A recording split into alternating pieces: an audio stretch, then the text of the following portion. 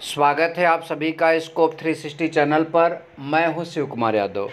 इस वीडियो में मैं आपको एयू एंट्रेंस एग्ज़ाम 2021 की प्रिपरेशन में बीएससी मैथ की वृत्त के समीकरण का इम्पोर्टेंट चैप्टर जो है उससे कुछ प्रश्न सॉल्व कराऊंगा।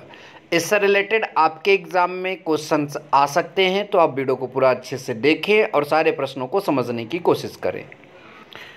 वृत्त से रिलेटेड आपका एक वीडियो बना दिया गया है। अब इससे रिलेटेड एक दूसरा वीडियो देखिए। लिखा है उस वृत्त का समीकरण ज्ञात कीजिए जो यक्ष अक्ष को स्पर्श करता है तथा जिसका केंद्र 1,2 है। तो देखिए, केंद्र के निर्देशांक आप सभी को पता होते हैं, h, k होता है और उसको हमने यहाँ 1,2 लिख दिया। वृत्त की त्रिज्या जो है केंद्र की कोटि होगी और वो 2 होगी। अब आप कैसे समझ गए कि ये वृत्त की मतलब त्रिज्या केंद्र की कोटि होगी? जैसे ये वृत्त है आपका और ये एक्स अक्ष को स्पर्श कर रहा है, ठीक है। ये देखिए यहाँ पर मान लीजिए हमने अभी पूरा नहीं बनाया, ये आपका वृत्त हो गया। एक मिनट, ये वृत्त हो गया और ये एक्स अक्ष से स्पर्श कर रहा है।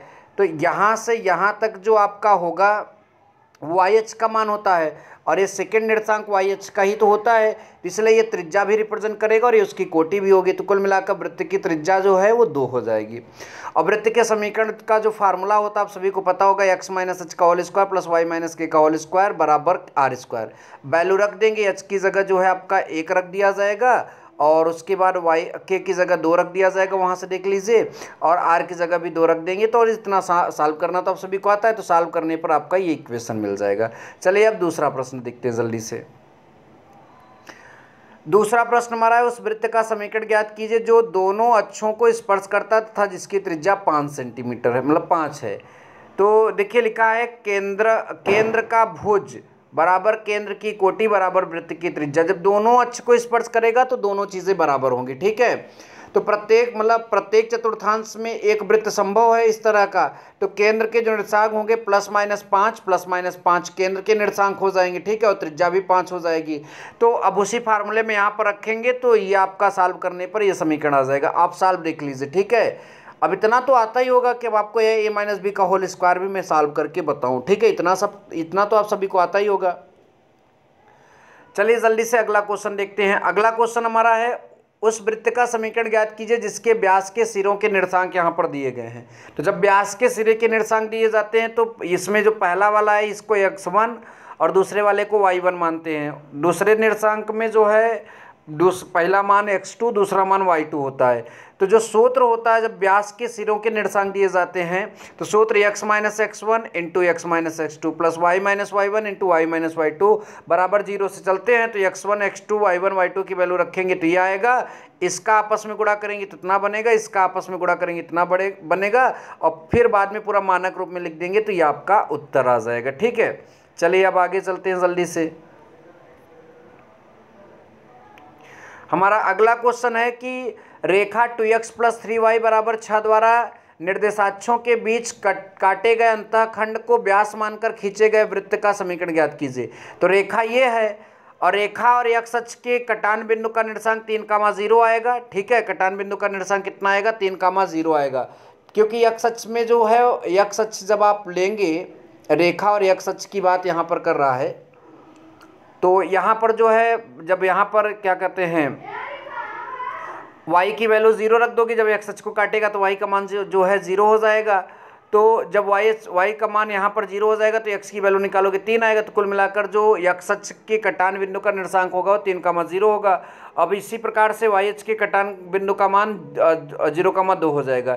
इन बिंदुओं का अगर हम व्यास मानकर खींचेंगे वृत्त तो उसका जो समीकरण होगा, जब व्यास मान लेंगे तो ये मतलब व्यास के सिरे हो गए, तो उसका समीकरण अभी वही x minus x1 x minus x1 x minus x2 y minus y1 y minus y2 ये वाला फार्मूला लगाकर हल करेंगे तो ये आपका उत्तर मिल जाएगा, ठीक है।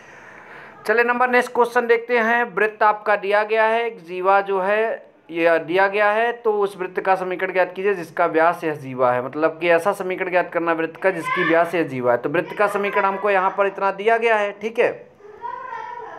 तो ये वृत्त का समीकरण है और ये जीवा का समीकरण है। तो जीवा के समीकरण में से हमने x का मान निकाल लिया और ये x का मान समीकरण नंबर 1 में रख दिया और वहाँ से जब सॉल्व किया तो y का मान जो है 0,4 आया और x का मान जो है -3,1 आया। तो जीवा के निर्देशांक ये आ गए तथा ये आ गए, ठीक है। ध्यान दीजिएगा, जीवा के आपके निर्देशांक यहाँ पर मिल गए।